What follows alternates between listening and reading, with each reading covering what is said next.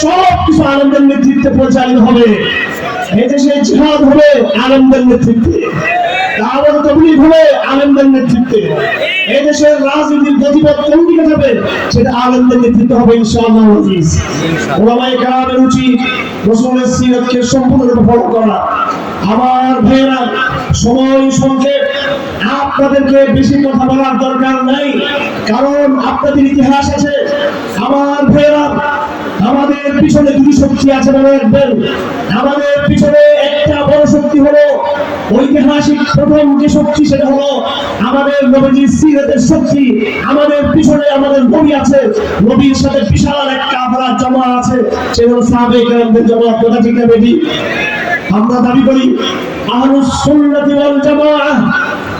আস-সুন্নাহ মানে সুন্নাত রাসূলিল্লাহ, সুন্নাহ মানে সুন্নাত রাসূলিল্লাহ, আর জামাআহ মানে জামাআতুস সাহাবা। মনে থাকবে?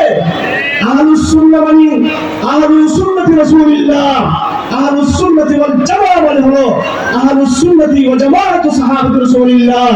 আমাদের দল সাহাবা ওয়ালা দল। কোরআনে কারীম আল্লাহ পাক বলেছেন, হুয়াল্লাযী বা'আসা ফিল উম্মিয়্যিনা রাসূলাম মিনহুম ইয়াতলু আলাইহিম আয়াতিহি ওয়া ইউযাক্কিহিম ওয়া ইউআল্লিমুহুমুল কিতাবা ওয়াল হিকমা ওয়া ইন কানু মিন ক্বাবলি ফি দালালিন মুবিন ওয়া আখারিনা মিনহুম লাম্মা ইয়ালহাকু বিহিম ওয়া হুয়াল আজিজুল হাকীম যালিকা ফাদলুল্লাহ ইউতিহি মান ইয়াশা ওয়াল্লাহু যুল ফাদলিল আযীম।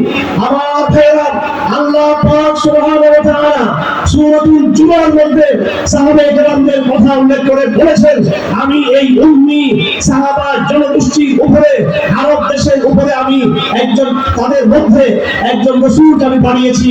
ইয়াতলু আলাইহিম আয়াতিহি ওয়া ইউযাক্কিহিম ওয়া ইউআল্লিমুল কিতাবা ওয়াল হিকমা, তাসকিয়া করবেন, তালিম দিবেন, আল্লাহ পাকের দ্বীনের দাওয়াত দিবেন।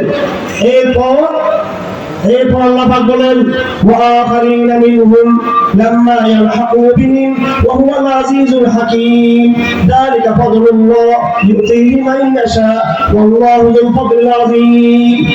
এই আয়াত তেলাওয়াত করে আমাদের নবীজি তার পাশে বসেছিলেন একজন অনারব সাহাবী, যার নাম সালমান আল ফারসি। তার বাড়ি মক্কায় ছিল না, মদিনায় ছিল না, তিনি ছিলেন পারস্যের, ইরানের।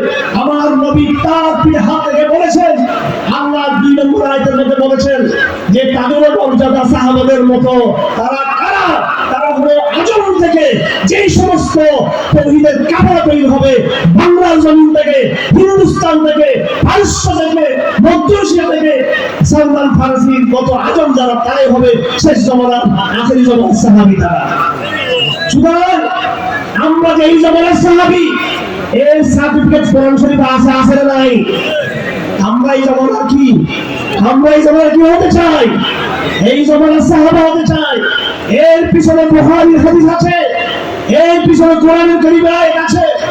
আমার ভাইরা, এই পথ থেকে বিচ্যুত হওয়া যাবে না।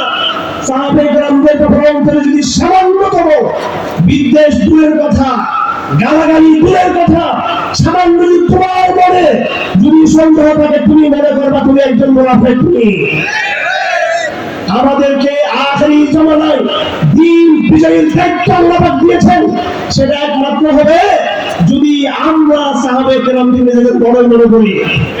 আমাদের পিছনে প্রথম শক্তি হলো সাহাবাদের শক্তি ইনশাআল্লাহ। আমার ভাইরা, আমাদের বলতে আমি এখানে কিছু ওলামায়ে কেরামদেরকে বলছি, আমি ওলামায়ে কেরাম যারা রয়েছেন, নিজেকে জানার চেষ্টা করুন, নিজেকে বোঝার চেষ্টা করুন। ভারতবর্ষে আমাদের দীর্ঘ সংগ্রামের ইতিহাস রয়েছে। আজকে কেউ যদি সংবিধান রচনার নামে, শিক্ষা সিলেবাস প্রণয়নের নামে, আওয়ামী লীগ, বিএনপি কিংবা অন্য যে কোনো রাজনীতির নামে, তত্ত্বাবধায়ক সরকার যারা আছেন, ডক্টর ইউনূস সাহেব, এখানে অনেক সুশীলদেরকে দেখা যাচ্ছে। একজন হুজুরকে পাঠিয়েছেন আবু খালেদ সাহেব, একজন হুজুর যথেষ্ট নয়। আমি স্পষ্ট বলছি, আলহামদুলিল্লাহ, আমি নিজের কথা নয়, আমি আরামের কথা বলতে চাই, নিজেও প্রস্তুত আছি। আমি বলতে চাই, জেনে শুনে বলছি, মোল্লারা শুধু ধর্ম মন্ত্রণালয় নয়, আমি এমন এমন মোল্লা সিলেকশন করে দিতে পারবো যারা বাংলাদেশের অর্থ মন্ত্রণালয়, প্রতিরক্ষা মন্ত্রণালয়, শিক্ষা মন্ত্রণালয়, সকল মন্ত্রণালয় তারা চালাতে সক্ষমতা রাখে।